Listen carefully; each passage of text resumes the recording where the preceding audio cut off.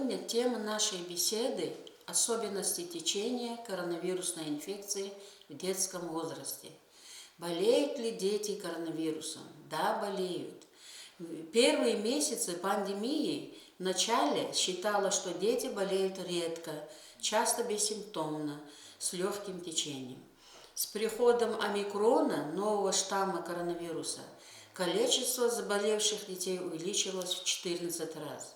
На долю омикрона у детей приходится более 15% случаев коронавируса в России.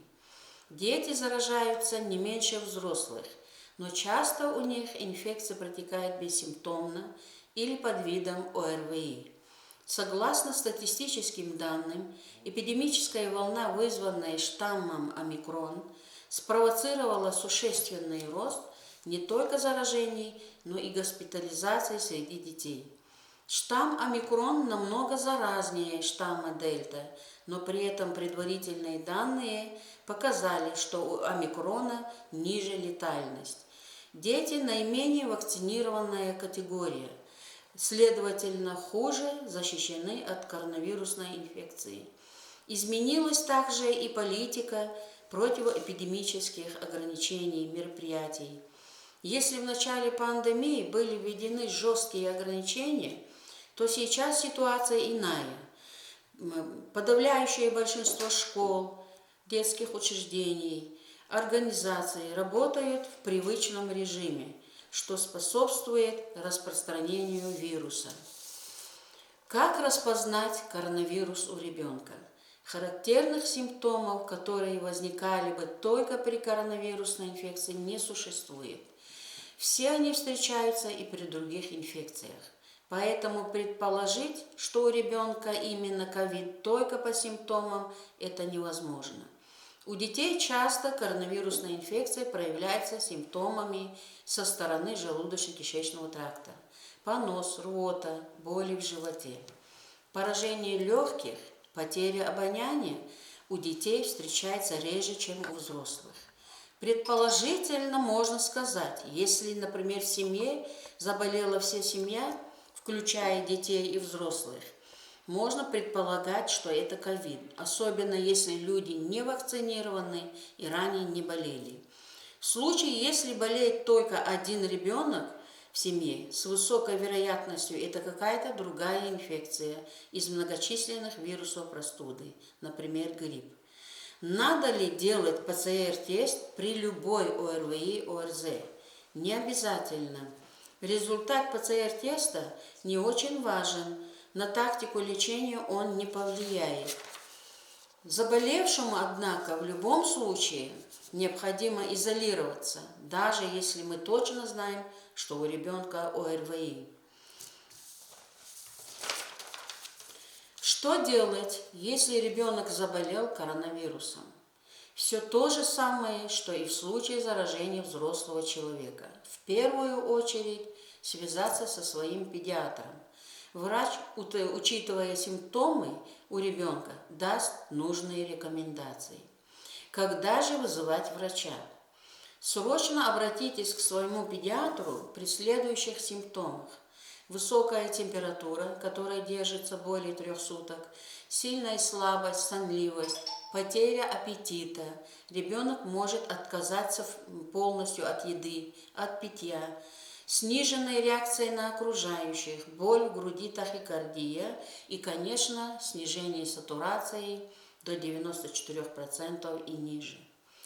Нужно обязательно изолировать ребенка, сдать ПЦР-тест, хотя ПЦР-тесты малоинформативны и их диагностическая ценность ниже ПЦР-анализа. Если ребенок школьник или ходит в детский садик, то нужно сообщить в школу или в детский садик, куда посещает ребенок, где будут предприняты соответствующие противоэпидемические мероприятия, например, карантин на неделю. Обучение школьников в данном случае будут проводить дистанционно. С появлением штамма омикрон число детей, попадающих в стационар, в настоящее время стало больше. 50% случаев, однако, у детей протекает бессимптомно или в очень легкой форме. У новорожденных также регистрируют ковид-инфекцию, однако все эти случаи у новорожденных считаются приобретенными, пока еще не зарегистрировано ни одного случая передачи вируса от больной беременной к плоду. В большинстве случаев у новорожденных наблюдается бессимптомное или легкое течение.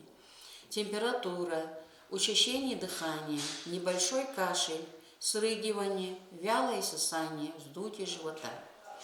Тяжелые формы могут быть у новорожденных, у которых проблемы со здоровьем.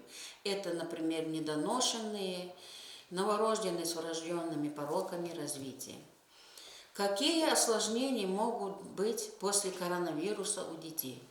Наиболее частые постковидные проявления у детей – это признаки хронической усталости, головные боли, проблемы со сном, концентрацией внимания и памятью. В редких случаях могут быть тяжелые осложнения, как детский мультисистемный воспалительный синдром, когда наблюдается поражение сразу нескольких органов и систем. Симптомами мультисистемного воспалительного синдрома является высокая температура, падение давления, спутанное сознание, боли в животе, сильные головные боли, диарея, рвота. Нередко развивается воспаление сердечной мышцы и ее оболочки у детей. Это миокардиты, перикардиты, воспаление крупных коронарных сосудов. Изначально мультисистемный воспалительный синдром у детей диагностировали в виде синдрома Кавасаки из-за высокого сходства признаков. Однако синдром Кавасаки представляет собой системное воспаление средних и мелких сосудов с образованием тромбов и чаще встречается у детей до 5-летнего возраста. А мультисистемный воспалительный синдром встречается у детей более старшего возраста, а может встречаться и в разных возрастах. Этот синдром встречается также и у взрослых. У детей более старшего возраста COVID-19 протекает как типичная ОРВИ, то есть часто наблюдается повышение температуры небольшое, боль в горле, насморк, кашель. Симптомы у старших детей практически не отличаются от таковых у взрослых. В заключение хочу сказать, что дети легче взрослых переносят ковид, но это не значит, что у них не бывает тяжелых форм. В подавляющем большинстве случаев самочувствие детей при заражении коронавирусом остается удовлетворительным. Почему же дети легче переносят COVID-19? Теорий несколько. У детей меньше ACE2 рецепторов в органах дыхания, с которыми именно клетки коронавируса связываются и инфицируют организм. У детей почти нет хронических заболеваний, поскольку мы знаем, люди с хроническими заболеваниями тяжело переносят коронавирусную инфекцию. А также у детей, в отличие от взрослых, может быть перекрестный иммунитет из-за частых простуд другими безопасными вирусами простуды. Как защитить ребенка от коронавируса? Самое главное – это научить ребенка соблюдать правила гигиены. Чаще мыть руки с мылом.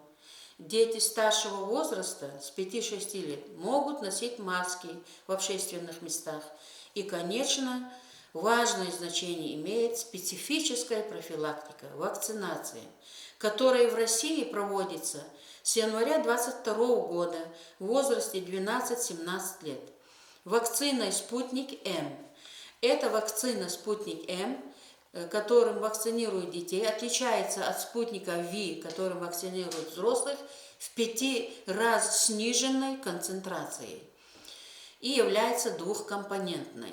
Конечно, большая просьба у меня в настоящее время к родителям, чтобы не отказывались от вакцинации детей, потому что вакцинация – это главный фактор снижения уровня коронавирусной инфекции в обществе. Спасибо за внимание.